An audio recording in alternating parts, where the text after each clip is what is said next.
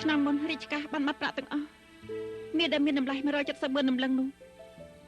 ជាមូលហេតុដែលខ្ញុំត្រូវសម្លាប់លោកក្នុងដៃលោកគួរតែមាន100,000ដំឡឹងទីនេះជាមូលហេតុដែលខ្ញុំចង់ជួយលោកពេញចិត្តហើយនៅ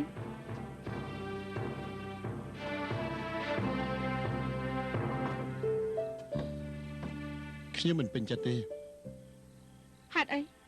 ព្រោះអីនេះក៏ហក់ខ្ញុំលោកឲ្យខ្ញុំនិយាយយ៉ាងម៉េចទើបយល់ថាជាការពិតឬមួយក៏ខ្ញុំសម្លាប់លោក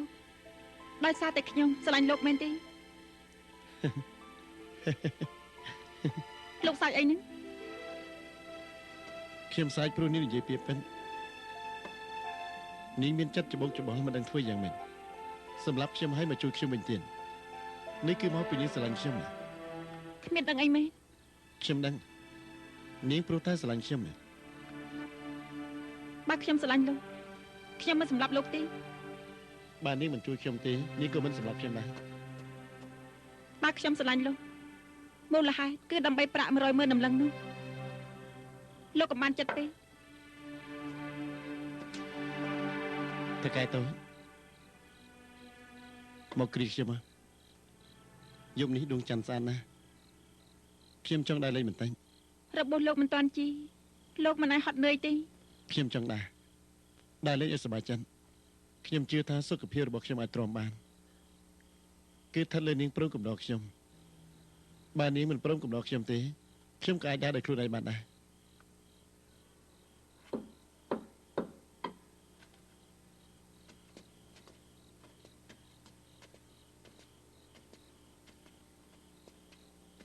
បងស្រីខ្ញុំជុំគាត់ទៅក្រៅមកផ្លេសមកវិញឥឡូវហើយ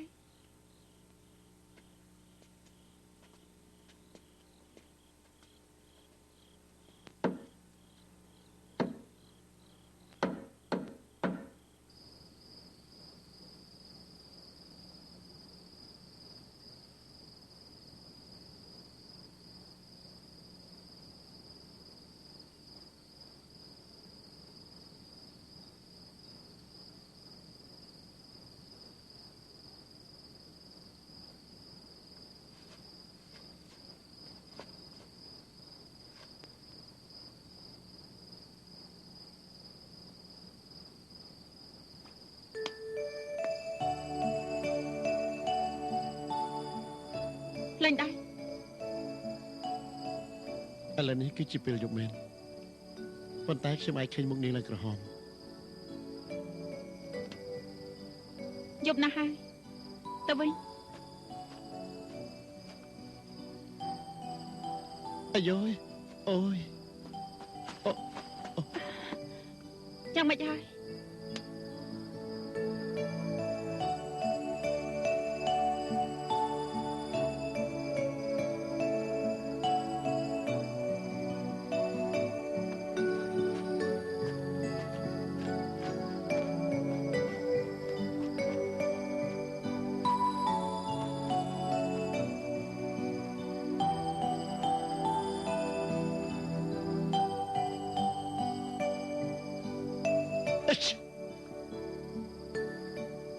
តិចពេកទេលោកមាននេះពេកហើយខ្ញុំមិនគួរធ្វើតាមចិត្តលោកទេដៃនាងតិចពេកគឺមកពីនាងហ្នឹងបើតិចពេកលេងទៅស្លាប់ក៏មិនលេងដែរ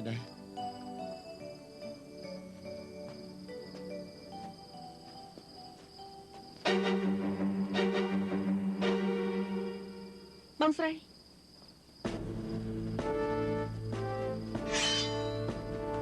ជាឆាយេនាងថ្លានធំពេកហើយ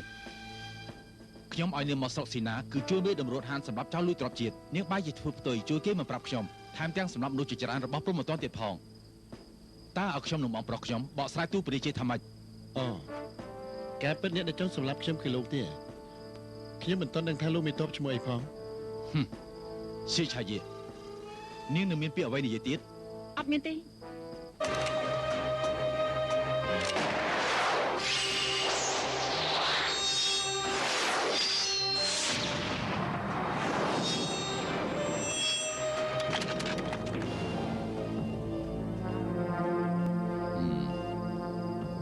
សៀឆាយានាងកុំអានថាខ្លួននេះមានក្បាច់ដើរដ៏អស្ចារ្យនោះហើយធ្វើតាមអំពើចិត្តនោះកន្លែងវាខុសគ្នាចង់ចាត់ការនាងមានមធ្យោបាយច្រើនណាស់សម្អាងលើកំភ្លើងយើង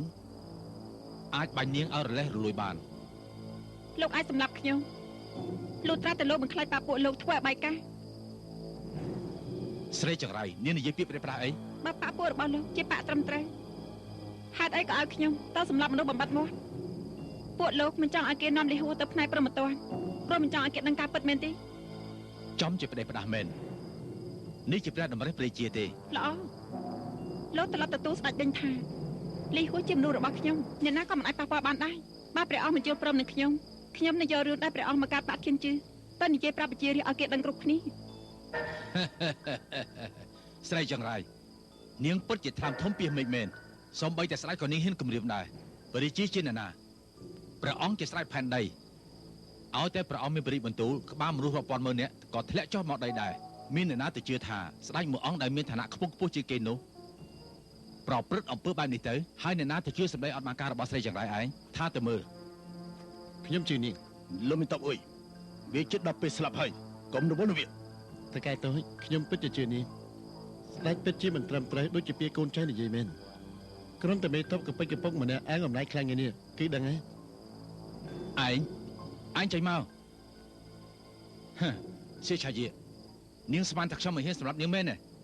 ឆាយីពួកគាត់លីហួរឲ្យទៅមិនតបអួយទៅសុំទោសគាត់ទៅចាំបងជួយបងស្រី